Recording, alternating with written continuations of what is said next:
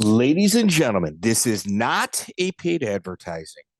TheOnlyGround.com, onlyground.com is one of the most amazing places for information that I consistently go to.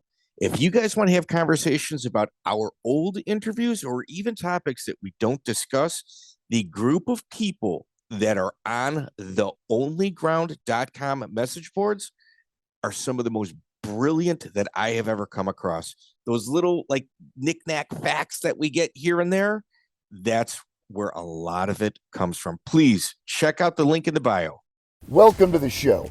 I am MMA insider and Herb Dean's dog sitter, Joey Venti, and you're listening to the MMA History Podcast, the only podcast dedicated 100% to the preservation of mixed martial arts history. Interviews and stories about the early days of MMA direct from the men who lived it. Hundreds of interviews, thousands of hours of research, all conducted by the most obsessed mind in the business, the MMA detective Mike Davis. Join us as we document the history of the sport we all love. Welcome back to a special edition of the Lights Out podcast. We've got a 50 Fight Club member, Nate Marquardt. Nate is traveled all over the world and right now is currently in one of the strangest time zones that I've ever had to deal with in my entire life.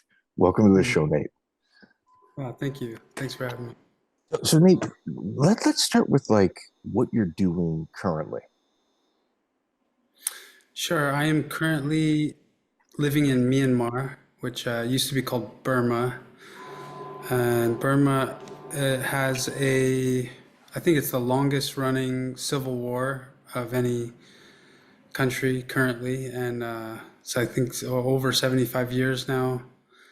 And so I live just about an hour outside of Yangon, which is like one of the main cities. And but I live in a township, nearby. And we came here to really, it was God's calling for us to come here to work with kids, orphaned kids, and kids who are at risk, and kids who have been displaced by the war that's going on here. The conflict has caused a lot of kids to be separated from their parents, to be separated from their families or homes. Also, it's caused a lot of orphans because of their parents have been killed or, again, separated where they don't know where their parents are, things like that. And so there's a lot of displaced here. We call them IDPs, internally displaced persons.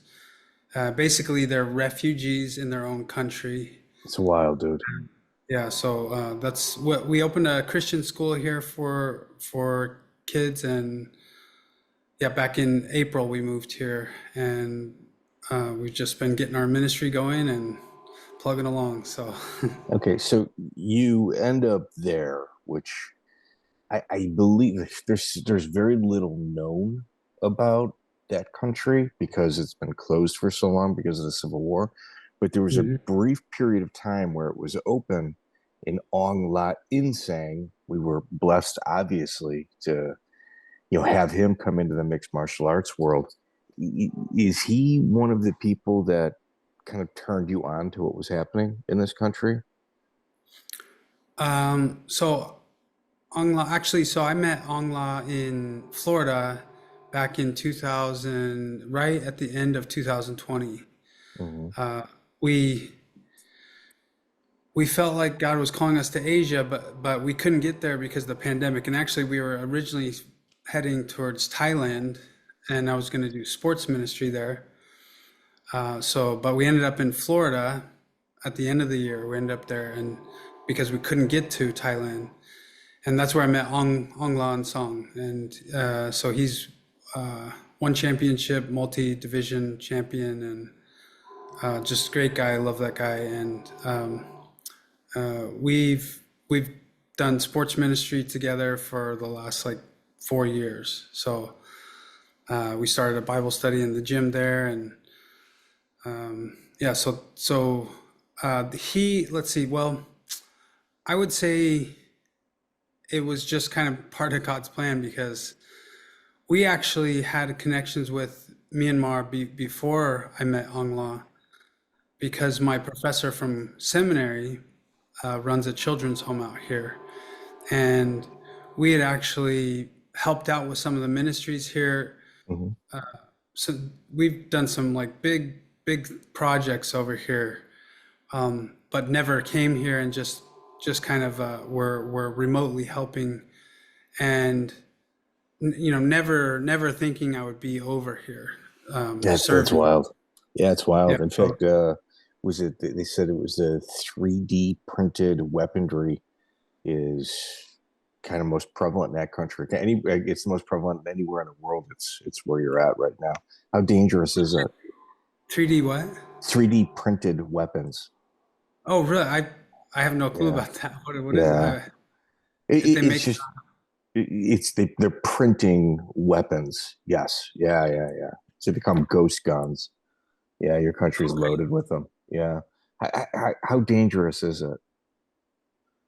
I mean, it's I'm I've had zero fear since I've been here, but at the same time, I don't. I've always dealt well with fearful things, places where people are fearful. I tend to not be, and I've just really trusted God the whole time, because He sent us here. Like literally, we had some very supernatural confirmation that God was sending us here. So His plan, I know He can make the way. He can open any door and He can close any door. So we've encountered the military a couple times here, and it's been fine actually. I was told that there was one time I lost my driver's license, and I was driving around, and the one of the people we work with started freaking out, like, "Hey, if they catch you, they're gonna put you in prison and jail." And I was like, "Okay." And I'm kind of thinking, now that's not likely. I hadn't even been pulled over by the military. Well, sure enough, that day was the first day I get pulled over by the military, and nothing happened. They didn't even ask for my license. I tried to witness to the guy, tried to tell him about Jesus, but he didn't understand English, and my Burmese is not good enough yet. So, so yeah, I mean that was one situation. I mean, we hear bombs here once in a while. Just a few weeks ago, the air base nearby was bombed, and I think, was it like 17 personnel were killed, and Oof. some like military personnel were killed, and a couple of their jets were destroyed, or at least hit, And but it's weird. It's like we're literally right next door to both the Air Force base in Mobi, the Mobi Air Base. It's the military base, and then also right next door. I mean, literally like 100 yards from the army base here. And so, if there are attacks here, but it's more rare. But if it gets to that point where it's more, even feel like we're safe. I don't know. I just don't feel like the the PDF, the resistance, they don't tend to target civilians. The other side does tend to do that, but we're on like their turf, so I don't know why. I don't think anyone's going to target civilians here, and I just don't feel unsafe. And even if they were targeting, like, if God's has us here, this is where He wants us. So I'm not worried. Sure. Yeah. That's wild. It's really unclear, at least like from the information that we can get of what is exactly taking place there. But the limited research I've done, essentially, it appears to be two different branches of the military trying to take control of the country, and they're butting heads with each other. Is that a fair assessment, or how would you describe it? Um, I mean, it's definitely one of the, like, the military, the official military actually kind of did a takeover. Mhm. It hasn't been really a free country ever, I would say. Yeah. It's just it's different, man. In the West, we're very blessed to have certain freedoms, religious freedoms, and just like things that we would take for granted. For instance, if you want to go spend the night at your friend's house, you don't need the government's permission in America. Well, here you have to fill out forms. You have to get the Oh my gosh. local immigration to approve it. You have to pay people off. I mean, it's a big deal to just spend the night somewhere. So I mean, it's some of the I don't know what you call like infrastructure here is just ridiculous. The They're forms you have to micromanaged. fill out. Yeah. Oh, it's so controlling and just ridiculous. This stuff doesn't make sense. Hey, I mean, how they many just how many whoever Americans needs what's that? how many Americans do you generally run into there? I mean, where we are, none. I mean, we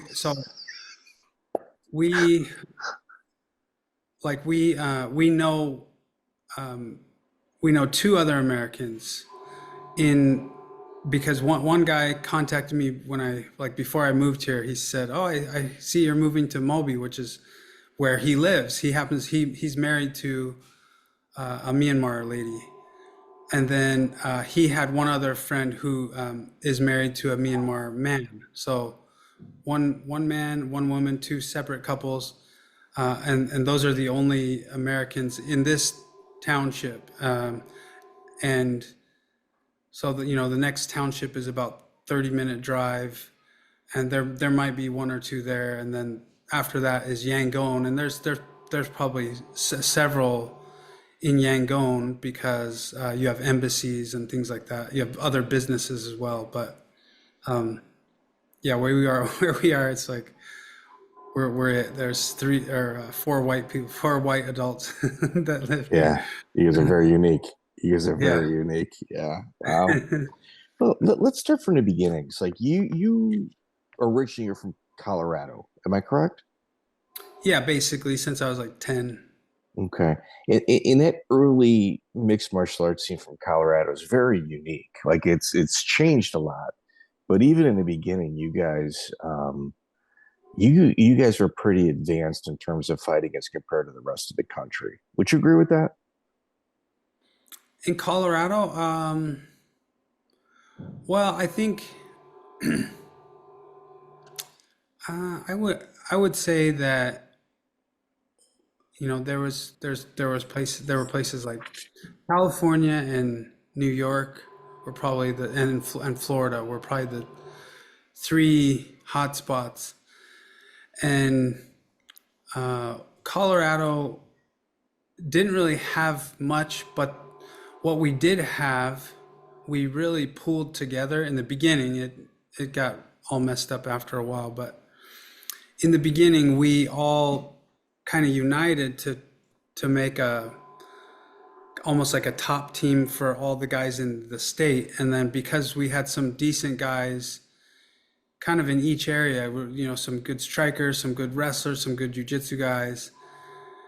And then we started cross training with Jackson's. Well, I was cross training with Jackson's already, and then kind of included the guys here in that. And then it started to grow and got pretty, I think it got to a decent level. And then, politics and egos and things like that kind of all got created a problem or a series of problems, and it all just kind of broke up. And There is still a lot of cross training there.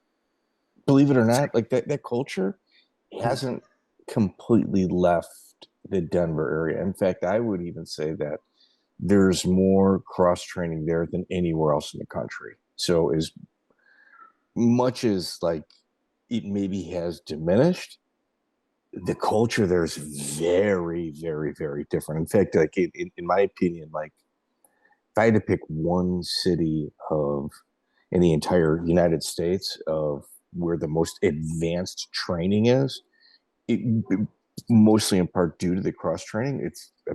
There's no close second to Denver. I mean, Denver's where it's at. Really? Okay. When was the last time you were there? Well, I mean, I was there in the beginning of last year for a couple months, Oh, you but I came wasn't back. Okay. I wasn't really involved in the MMA scene, but more the wrestling scene at that point. That's really cool. Did you ever, so I mean, you guys obviously cross trained. Did you ever like have any memories, early memories of Brad Gumm? Yes, I was gonna say I thought I fought him, but no, I fought in a tournament that he fought in, Yeah. the Bas Rutten Invitational. But and I think we actually even trained together a few times on a handful of occasions. Uh, he's a super nice guy, and I remember training with him. Yeah, I don't know why we didn't train together more. I think at that point, so early on, we were kind of competitors, and then after we were in that tournament together, then shortly after we trained together a few times, and I think he kind of chose more to go the jujitsu path, whereas I was doing more the MMA path, and I think that's kind of why we didn't train together more. But yeah, he's a good guy, and it was fun to train with him, I remember. Yeah, he's completely off the grid. Oh, uh-huh. Really? Oh, dude, gone. I've been trying to track him down for a couple of years. Yeah, who knows where he's in the mountains somewhere. Yeah, he's one of those guys. Oh, really? Yeah, I'm trying to remember what the last thing I heard about him, but I can't remember. Is he training in the mountain? I think he has a gym in the mountains, is that right? I know at one point he did, and then I'm hearing paranoia. Like I'm hearing like a whole bunch of different stories. Um, training like protester stuff like that. But like like he hasn't had any contact with anybody that he used to train in probably about 4 or 5, maybe even 6 years. Hmm, okay. Yeah, it's just interesting. So your first fight on record is World Valley Tudo Federation, April 17th, 1999. Is that the first fight ever, or is there others prior to that? I think there were some before that, Oh but my gosh. I think my first fight was 1998. In Denver? Uh, I had some in Denver and some in like two in California. That were just like gym fights. Okay. Okay. So the earliest trainer that I could find with you is Grandmaster Ricardo Murgel. Murgel? Hmm. Morgel, yeah, Right. I got my black belt through him, second degree jujitsu black belt. So he came in. I'm trying to think. I Was it think was he's. Sheldon Marr as well? Sheldon Marr as well, right? I never really worked with Sheldon. He's a great coach, but I never because I was with a guy named Shane Pitts, and who Shane Pitts was under Ricardo Morgel, and so yeah, well, I trained with Shane, and Sheldon was running his gym at the same time, and uh, but yeah, we never cross trained much with Sheldon's guys for some reason. But so yeah, I had Shane Pitts and Alistair McNiven. Were I'm trying to think if there's anyone else. Those are kind of my two first coaches. My first coach was Alistair McNiven, who is now a Boulder police officer. Like he's a sergeant or what, I don't know. He's high up in the. He's been doing it for a while now, but so he taught me grappling and karate and basically like kickboxing. And then from there, I also started working with Shane Pitts, who was a black belt in judo and a black belt in jujitsu as well. So Back then, the black belt term was few and far between. How would yeah, you how would you have described your jujitsu training at the time? I mean, I think it was top level. I mean, yeah, it was great. Like just I was blessed to have Alistair was great. He was very open minded. He got his stuff from kind of multiple sources, and uh, and so not everything was traditional. He mixed in some of the like catch wrestling stuff as well, through a guy named Bart Vale and some other Oh, people. dude, he's in Florida. Okay, go ahead. Mhm. Yeah. And then also then Shane Pitts was like a master at judo, and so that was his background, was judo, but also his jujitsu was really good. He's black belt in jujitsu as well, and probably either maybe the first, or he might be the first jujitsu, like Brazilian jiu-jitsu black belt in Colorado. I would guess if he's not the first, he's one of the first two. And so I mean, he had great jujitsu, but it was more, his base was judo. So the thing about judo is their submissions, they have to get them quickly before the match is broken, before they stand them They back up. stand them up. Yeah. Yeah. So the submissions are really powerful. It's like your whole body against his limb, or your whole body going for something. And so it's a really good style. I think it's effective. And I think a lot of guys aren't used to that, because they're used to more like the Brazilian Jiu-Jitsu or the wrestler, kind of one of those two, but they're not as used to judo style submissions. So yeah, I think it was really good. And then of course, Ricardo Murgel, who was the master, he's a master at Brazilian Jiu-Jitsu, who also was very open-minded. He wasn't, he wasn't closed-minded where you have to do it his way, but he showed excellent technique, as well as having an open mind to try other things. Most guys that fight in like 98, 99, they're VHS guys. Like they learn from VHS tapes. You're one of the few exceptions, with that early career that doesn't fall into that category. I mean, I had some VHS too. Yeah,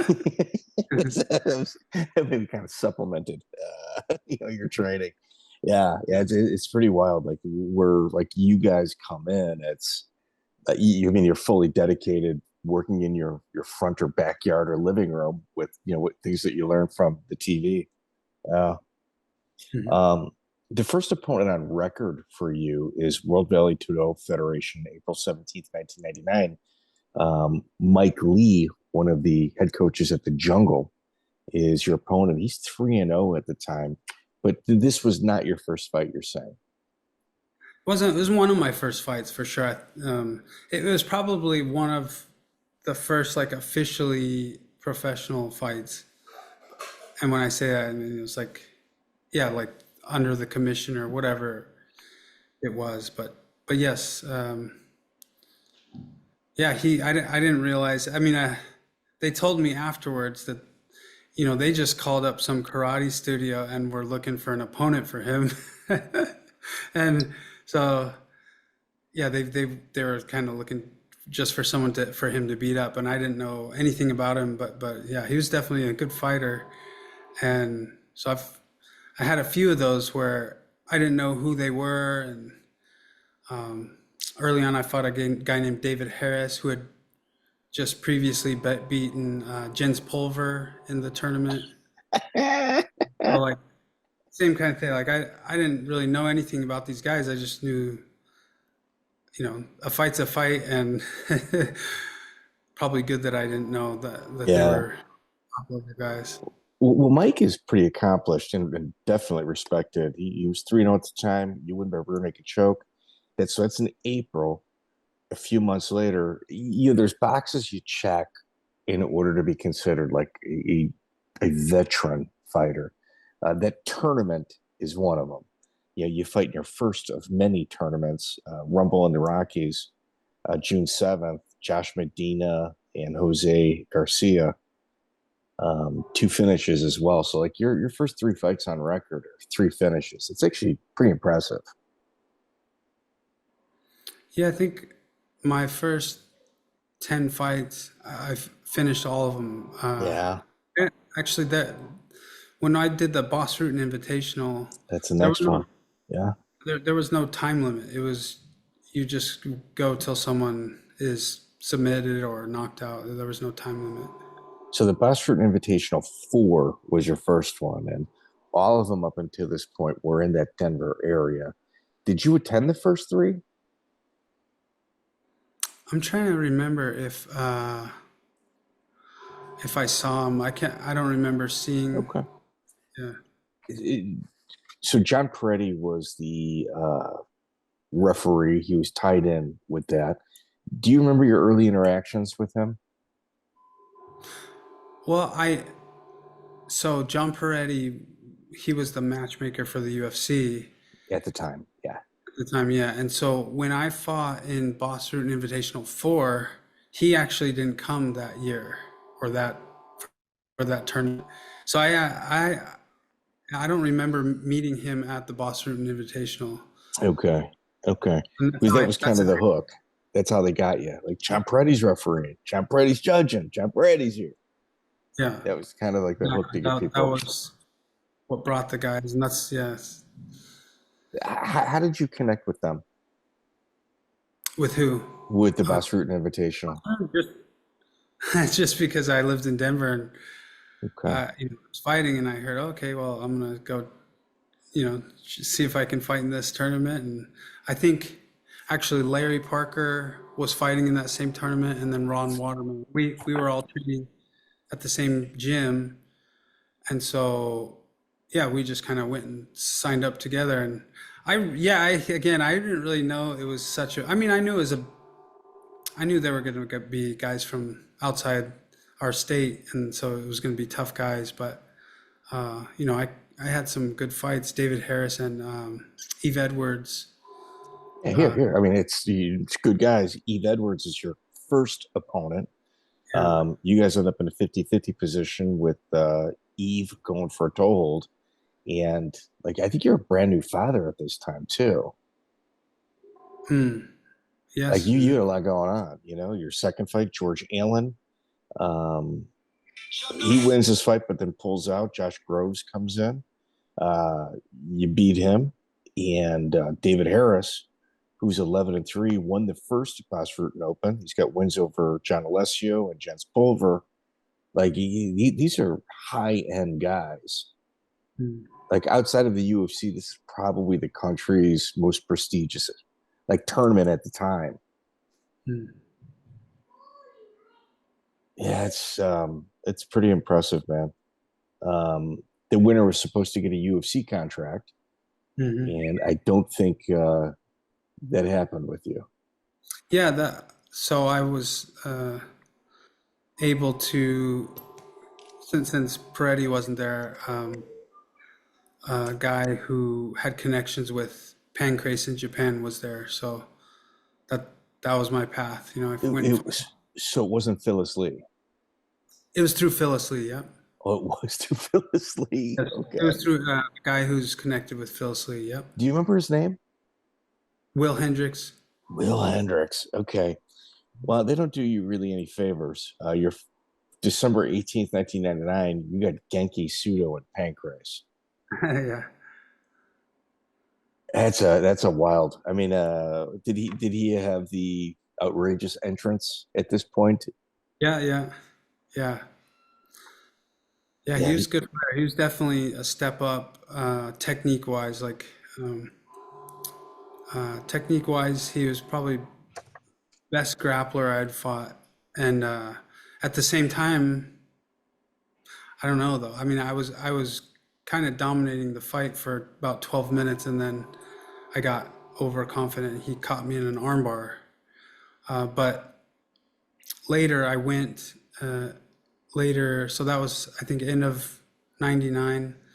Then that next year I went and trained in Japan for 4 months, and so I got to train a lot with Genki in that time. And when I first got there, he would beat me like grappling all the time. And then like toward the end of the 4 months, I was beating him. But he was definitely one of the best grapplers that in Japan at the time. And yeah, so Yeah, I mean, I'm sure you don't have access to it, but his entrance, I kind of led with that. it was like an apocalypse stormtrooper type entrance. Oh, yeah. And after this, like if you look at his run after Dwayne Ludwig, another Denver native, it's like Hmm. Butterbean, Mike Bryan, Hoyler Gracie, Raymond Deckers. It's one of the coolest runs in MMA. Yeah, yep, exactly. Yeah. And like this was your last fight at lightweight. Was that cut pretty difficult for you? No, actually, I didn't cut any weight. So like when I was fighting, so my first fight in Japan, I think was at around 155, and I was underweight. And then, because actually, no, sorry, I wasn't underweight. There was no weight limit. There was no, it was just me and Genki. So for sure, he weighed more than I did. And then I entered the tournament, which was, I think, 80 something kilos. I don't remember the exact number, maybe 83 kilos. Mm-hmm. They called it middleweight. And I was, my first fight, I was 155 or less pounds. And then, so I won that fight. But while I was in Japan, I put on like 15 pounds of muscle, or muscle and fat maybe, but just just being able to eat as much as I wanted, and sleep, and eating, training, and sleeping, I was able to put on 15 pounds in 4 months. So Well, uh, I mean, you must have made a really good impression there because you fight Anthony Washington, Ring of Fire, 3-0. You beat him. You go back to Pancrase. You got Takasi. Takasi's an absolute stud. You win by knee with him. Um, like Takasi, like if you looked at, like he would run full speed at you in order to kind of close the distance. mhm. It's an interesting fight, man. Like your run in Japan it's I mean, you enter the King of Pancrase tournament September 24th, 2000. Kiuma Kunioku, Shonie Carter, you meet him in the finals. Mhm. That's pretty cool. Mhm. How was Shonie dealing with Shonie in Japan? A big personality guy. Yeah, yeah. I mean, it was good. He's definitely a very good martial artist. Had a lot of experience. He had a lot more experience than I had. I think I just had maybe I was a little hungrier than him, is one thing. And then, I just really went for it. I was, when I fought him, that was the sickest I've ever been in my life. I woke up and had, my tonsils were so swollen, and the back of my neck, all the glands in my neck were so swollen. My neck was stiff from the glands being so swollen. And I'd caught some kind of virus that was just wiped me out, and I had no energy. And I just went out and fought 100% on heart, and was pretty much like gassed out the whole fight, and just swinging with everything I could, and going for every submission like 100% as I could. And So it changed your style. yeah, but it worked out. So Yeah. Well, if you look at your opening round, I mean, clearly you're the B side here. Outside of traveling from the United States, Kunioku, he's 19-13-5, and he's got a win over Frank Shamrock. hmm. Like that's your opening round, and then you wind up with Yeah. Shonie Carter, 16-3-5. Like anybody that's got like almost a 500 record in Japan, it's deceiving because you're like, oh, he's just a mid-level fighter, dude. A 500 record in Japan, especially at this time, they're a stud. Yeah. Huh? Yeah, yeah. You rematch him in Pancrase Trans 7, December 4th, 2000. Uh, what were your kind of okay? What was kind of like your feelings with Konioku? Well, yeah, he was like you said. I mean, he had a lot of experience, uh, at a high level with high level guys, and like he fought guys that I looked up to, and he was definitely, yeah, more same kind of like Shonie, had a lot more experience than me, but hungrier, and probably, I think I definitely I did have maybe some kind of on the striking end against him and Shonie, just like a little bit. I don't know what it was on the distance maybe, or the speed. Maybe speed. Well, speed and timing and distance kind of. I think I was had an advantage against him and Shonie in that tournament, and then on the ground, they were a lot more solid base, like better wrestling, but my finishes were like I was always trying to go for finishes. I'd finished everyone before the fighting in Japan, so that was still my style, was just like try to finish. And so even though I wasn't able to finish him in that fight, and same thing with Shonie, I was able to create enough opportunities, and I knocked Kunioku down once. I think that was the determining factor in that fight. And then same with Shonie, I got him in a Kimura and reversed him over, and then got his back and was sinking the choke in when the time ended. So I think that's kind of what gave me the wins on those.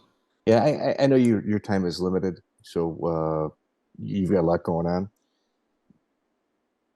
Sato, Kojima, those are both in Japan, and then you wind up at the IFC, Gil Castillo, future UFC, that absolute stud as well. We'll close with Gil.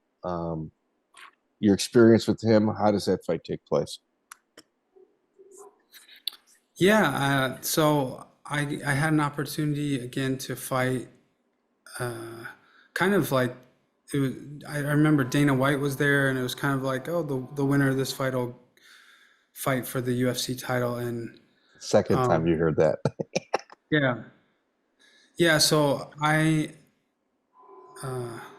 the fight was supposed to be at, I think it was supposed to be at 170, and I made weight easily, and then Gil didn't make weight, and so I was kind of like, and they're like, they just said, "Oh, well, do you want to fight him still?" I'm kind of thinking like, well, yeah, I'm not gonna not fight just because he didn't make weight, but it was kind of one of those things where I'm like, yeah, I wish I had a little bit better management or something to kind of make, because they just let him off the hook at that point where there should have been some kind of penalty, or because that he definitely had a big size advantage against me in that fight. And then I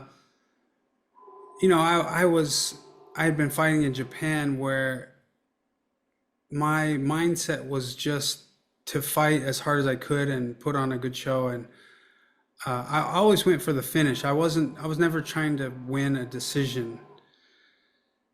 And so I didn't really care, like, if I lost a round. If I still had energy, I was going to go for the finish rather than just try to stay on top of somebody. And,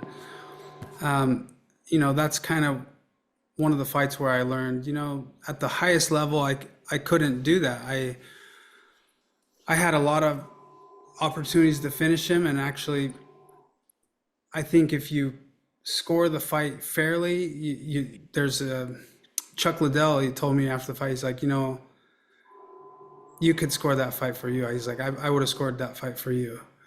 But kind of another one of those things, like fighting in a guy's hometown, it's his hometown, his promoter, everything. So wasn't a wise fight to take a guy in his own hometown under his manager's promotion, under, he doesn't make weight, et cetera, et cetera. So, and then, because, when I fought, it was 5 rounds, and for sure you could make a case where I won 3 rounds, knocked him down a couple of the rounds. And, but again, it's just like, if I had a different mindset as well, if I was just a little bit, I started focusing on my wrestling a lot more before that fight, but also after, because I realized, okay, I can't just try to finish everyone. I need to also be able to dominate and win decisions if I'm not able to finish. Meaning, like, I got to stay on top of these guys when I get on the ground and not just roll for a bottom. And so there's definitely a change, a point in my career that changed my style because, yeah, he ended up winning and went to the UFC and fought in middleweight for the title. And What title? Yeah. yeah, Yeah. so In Jason DeLucia, both of you guys fought obviously on a lot of the same cards and saw each other often. What was your interactions like with him? I only recall meeting him once, maybe twice. We didn't have a lot of interaction. I just didn't come across him a lot, and yeah, I don't I don't remember I a mean, you guys may have, well, might as well have lived there. That's how often you two fought in Japan. hmm. Yeah, I stayed there quite a bit over the 6 years where I was fighting over there. So Well, Nate Marquardt, I know we had limited time, and I sincerely appreciate this. I'd really like to kind of just get your Japan career documented at some point or another, whenever you have the time. But it's greatly appreciated, man. Ladies and gentlemen, I knew this was a short one. We're going to have another drop on Thursday. Eddie Truck Gordon. Here's the situation. Oftentimes, fighters move on, and sometimes like they've got other things or projects that they're working on to where things that may have taken place in the past, it's just that it's the past. And I think that this is where it may have fallen into this interview. Nate's prolific career in Japan, we barely touched on it, so I'm going to apologize for that. The kind of feeling out process took a little bit longer. And then when we started diving into his career, it was more, I'm not sure he was entirely comfortable. So the reason we got this interview, Hong Kong Phooey from theonlyground.com. He's a big supporter of our show. Um, really, really grateful for people like him helping us out. Andrew Mendoza with timestamps. Joey Venti always coming in with the save to help us out, kind of second sharing. Tyson Green. And then if you guys look at our social media, Andy Campbell, those people have always all been very, very good to the show. Please like, share, subscribe. We will have another drop on Thursday, I promise. Eddie Truck, Gordon. It's a fantastic listen. He won the Ultimate Fighter season 9. It's a really, really good interview. He might not be as big of a name as some of the people we've had in the last 2-3 months, but it's a really good one. I highly suggest you listen. So Thursday, I got you guys for another one. I think we're going to try to do about 62 releases this year. That's our goal. So, I don't know. Stay tuned. Like, share, subscribe. Please let your friends and family know. And hey, guys, also, we're changed the direction of the podcast, like the name and our branding. If I promise you a t-shirt or stickers, we're printing things right now. I'll be getting them in the mail soon. And if you guys want to help support the show, it's in the bio. You can Zelle, Cash App, all that stuff. So thanks, guys. I appreciate you guys listening.